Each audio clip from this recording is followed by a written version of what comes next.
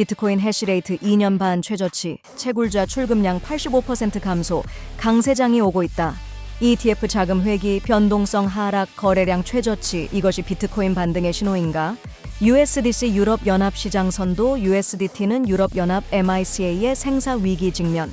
We believe that every major government is going to need to embrace stablecoins. 코인베이스의 커스터디 서비스 독보적, 알고 보니 든든한 지원 덕분. By the way, that would also kind of mean like the end of the crypto industry in the US. 암호화폐에 대한 권한 제한, 미국 SEC의 좋은 날이 끝나가고 있다. 암호화폐로 세계를 재측정, 24시간 재산 암호를 마스터하고 함께 천천히 부자가 되자. 7월 2일 화요일, 여기는 BIT 코인TV 한국어 채널 코인체인 어디, 저는 마이클입니다. 딥코인이 후원하는 코인업계 24시간 데이터 헤드라인을 먼저 살펴보겠습니다.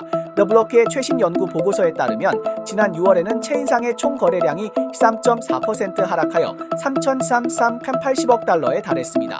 비트코인은 13.4% 하락했고 이더리움도 13.4% 하락했습니다. 스테이블 코인의 거래량은 8,399억 달러로 4.5% 감소했으며 발행 공급량은 0.4% 증가하여 1,426억 달러에 도달했습니다. 그중 USDT는 시장 점유율의 79.1%, USDC는 17%를 차지했습니다. 또한 중앙화 거래소 현물 거래량은 18.5% 감소하여 총 거래량이 약 6.5878억 달러에 이르렀습니다.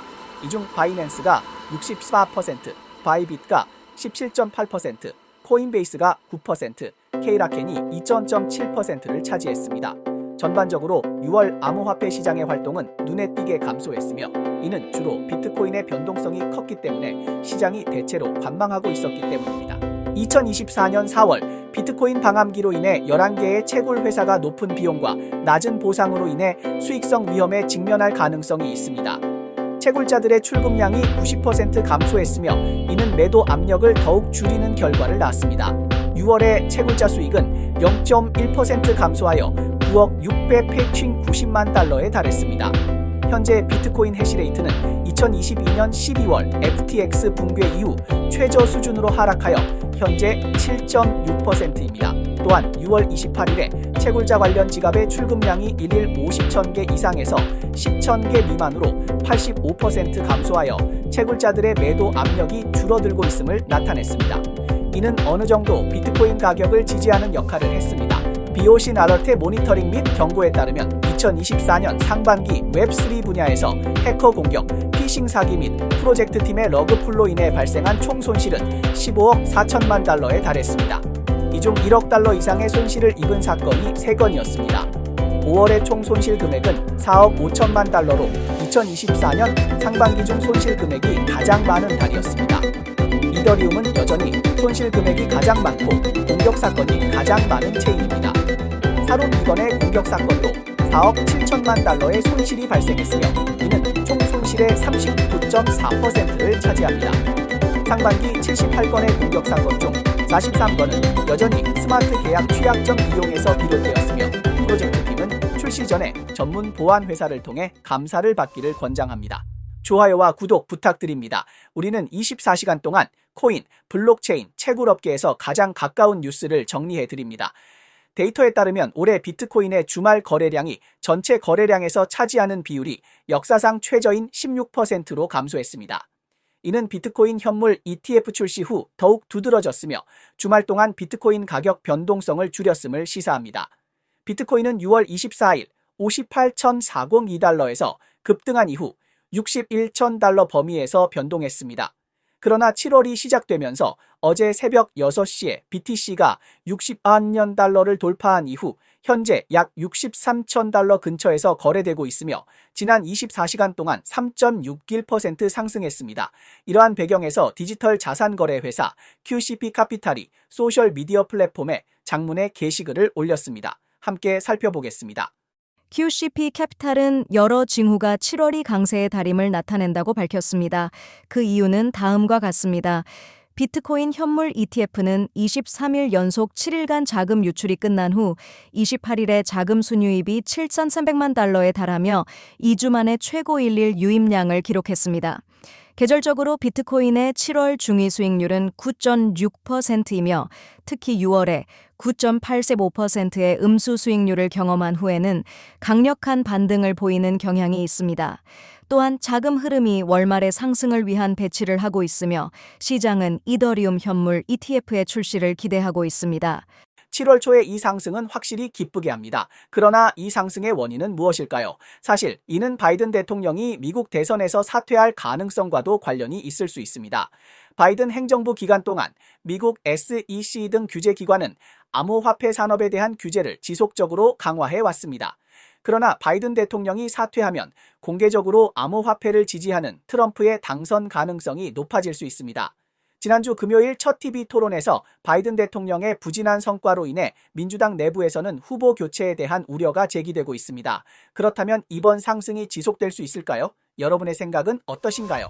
유럽연합의 새로운 암호자산시장법인 MICA가 6월 30일에 공식 발효되면서 유럽연합은 세계 최초로 포괄적인 암호화폐 규제를 갖춘 사법 관할 구역이 될 전망입니다. 하지만 MICA 법안의 도입은 유럽 시장에서 달러 기반 스테이블 코인에 큰 규제 압력을 가져왔습니다. 최근 가장 많이 논의된 내용 중 하나는 MICA 법안이 스테이블 코인에 대해 비유럽 연합, 유로화 기반 스테이블 코인이 일정 기준을 초과할 경우 일일 거래 100만 건 이상 또는 일일 거래 금액 2억 유로 이상 발행을 중단하거나 사용을 금지하도록 규정하고 있다는 점입니다. 따라서 USDT 발행사인 테더와 USDC 발행사인 서클은 7월 이전에 필요한 라이센스를 취득해야 합법적으로 운영할 수 있습니다. 스테이블코인 발행사 서클의 CEO 제레미 알레어는 자사의 달러 기반 스테이블코인 USDC와 유로 기반 스테이블코인 EURC가 MICA 법안을 준수하여 유럽 사용자에게 서비스를 제공할 수 있게 되었다고 발표했습니다. 서클은 7월 1일부터 유럽 사용자에게 USDC와 EURC를 발행할 것입니다. 제레미 알레어는 또한 자사가 발행하는 스테이블 코인이 100%의 준비금을 보유하고 있으며 유럽 고객이 보유한 USDC는 전 세계적으로 교환이 가능하다고 덧붙였습니다. We believe that every major jurisdiction in the world will have stablecoins for their currencies that are issued by leading private companies. And we want to see a network of stablecoins around the world that allows on-chain commerce, on-chain trade, on-chain FX, all of these things to take place. So we believe that currency competition is going to become technological, and we believe that every major government is going to need to embrace stablecoins. 서클의 최대 경쟁자인 테더는 현재까지 유럽연합의 승인을 받지 않았습니다. 반대로 테더의 달러 기반 스테이블 코인과 유로 기반 스테이블 코인은 최근 여러 거래소에서 상장 폐지되었습니다.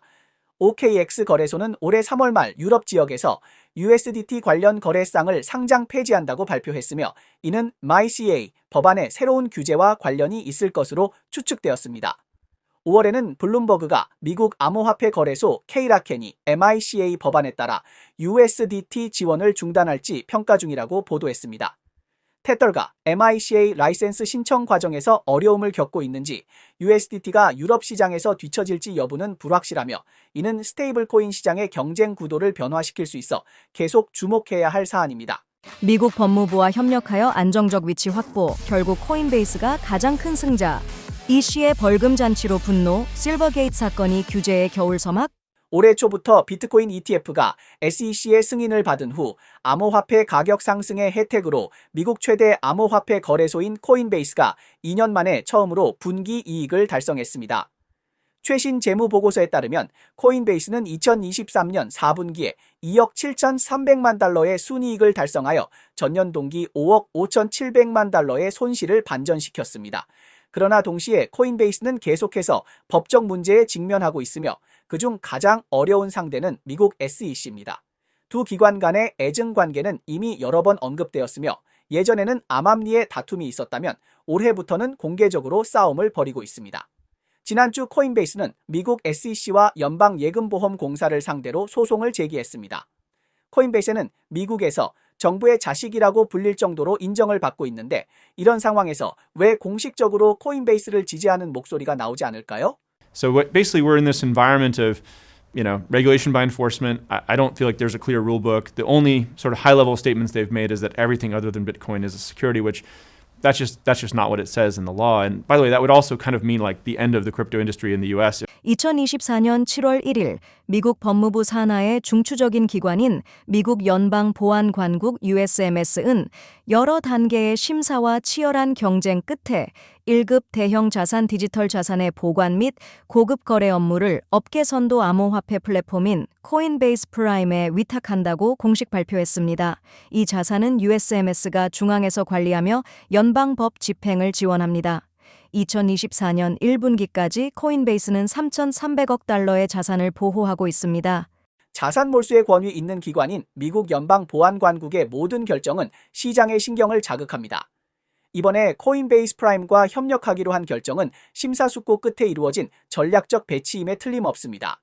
코인베이스 프라임은 코인베이스의 상업용 서비스 플랫폼으로 출범 이래 탁월한 성능과 철저한 보안 조치로 유명하여 많은 기관과 대형 디지털 자산 보유자의 첫 번째 선택이 되었습니다. 이번 협력은 코인베이스 프라임의 실력을 입증하는 강력한 증거일 뿐만 아니라 미국 연방보안관국이 코인베이스를 공개적으로 지지하는 신호입니다. 마치 너의 후견인이 왔다. 누가 너를 건드릴 수 있겠느냐고 말하는 것처럼 이번 규제 전쟁은 정말 흥미롭습니다. 작년 1월 실버게이트는 FTX 위기 이후 81억 달러의 은행 뱅크런을 경험했다고 밝혔습니다. 이는 2013년 이후로 벌어들인 모든 이익을 없애버린 사건이었습니다. 실버게이트는 생계를 유지하기 위해 직원의 40%를 해고해야 했으며 나중에는 미국 연방주택대출은행에서 대출을 받았다고 밝혔습니다. 놀랍게도 세계 최대 자산 관리 회사인 블랙락은 이 기회를 이용하여 적의 실버게이트의 지분 7.2%를 매입했으며 스테이크 스트리트라는 또 다른 자산 관리 회사도 동시에 9.2%의 지분을 보유했습니다. 1년이 지난 오늘 SEC는 실버게이트가 2022년 11월 암호화폐 거래소 FTX가 파산한 후 사기 계획을 실행하여 투자자를 오도했다고 비난하고 있습니다. 이는 무슨 의미일까요? 작년에 1년의 조작은 모두 자작극이며 FTX와는 아무런 관계가 없으며 파산은 순전히 가짜라는 것입니다. SEC의 비난은 실버게이트가 직면한 유일한 법적 도전이 아닙니다. 연방준비제도, 이사회와 캘리포니아 금융보호 및 혁신국도 이 은행에 벌금을 부과했습니다. 연방준비제도 이사회는 실버게이트 은행에 2천만 달러의 벌금을 부과했으며 모회사인 실버게이트 캐피털 코퍼레이션과 은행에 400만 달러의 벌금을 부과했습니다. 이는 이 회사가 자금 세탁 방지 규정을 준수하는 데 있어서 감시가 부족했기 때문입니다. 캘리포니아 금융보호 및 혁신국은 실버게이트 내부 거래 감시가 결함이 있다고 판단하여 은행과 그 지주회사 및 일부 고위 임원에게 총 6,300만 달러의 벌금을 부과했습니다. 오늘 미국 증권거래위원회는 혐의를 인정하거나 부인하지 않는 조건으로 미국 지역 은행 실버게이트가 민사벌금 5천만 달러를 지불하는 데 동의했다고 발표했습니다. 실버게이트가 악의적인 사기를 저질렀는지 여부는 차치하고 SEC가 기뻐했을 것임은 부인할 수 없습니다. 지난 몇 년 동안 SEC는 벌금으로 수많은 돈을 벌어들였으며 규제 방법도 엄격해져 암호화폐 업계의 불만을 샀습니다. 불만은 암호화폐 업계뿐만 아니라 법원에서도 있었습니다. 지난주 미국 대법원은 두 건의 중요한 판결을 연이어 발표했으며 이 판결들은 피고인의 권리를 보호하여 더 이상 SEC가 독단적으로 행동하지 못하도록 새로운 법적 틀을 마련했습니다. SEC의 좋은 날도 끝났고 이제는 자신을 잘 돌아볼 때가 되었습니다. 미국 상장 회사인 Kairos Advanced Technologies Inc.는 자사의 공기 청정기 결제 방식으로 SHIB를 수락하기로 결정했다고 발표했습니다. 6월에 빗팜즈의 생산량이 21% 증가했으며 최대 경쟁자 중 하나인 Riot Platforms의 인수 시도에 대응했습니다. 빗팜스는 7월 1일 발표에서 그달에 189개의 비트코인을 채굴하고 그중 133개를 880만 달러에 판매했다고 밝혔습니다. 익명의 소식통에 따르면 프랑스의 반독점 규제 당국이 엔비디아를 방영쟁 행위로 기소할 준비를 하고 있으며 이는 최초의 그러한 집행 기관이 될 것입니다. 루콘체인의 모니터링에 따르면 미국의 9개 현물 비트코인 ETF가 7월 1일에 531억 개의 비트코인을 추가 보유했으며 이는 약 3,300만 달러에 해당합니다. 크립토퀀티의 데이터에 따르면 코인베이스에서의 비트코인 프리미엄이 FTX 붕괴 이후 최저 수준의 음수값을 기록했습니다. 이러한 음수값은 일반적으로 가격의 국지적 저점에서 나타나며 이후 상승을 예고합니다. 유니스왑 월렛이 트란사크를 통해 법정 화폐 접근 서비스를 도입한다고 발표했으며 사용자는 중앙화 거래소로부터 자금을 이동할 필요 없이 지갑 내에서 직접 법정 화폐로 암호화폐를 구매할 수 있게 됩니다. 네, 이상이 오늘 방송의 주요 내용입니다. 저희 채널은 주로 암호화폐, 블록체인, 채굴 업계에 가치 있는 뉴스를 보도하고 있습니다. 뉴스 외에도 심도 있는 특집 보도를 제공하고 있습니다. 채널이 유익하다고 생각되시면 공유와 팔로우 부탁드립니다. 또한 회원이 되어 함께 성공해 자산을 늘려봅시다. 그럼 내일 또 만나요.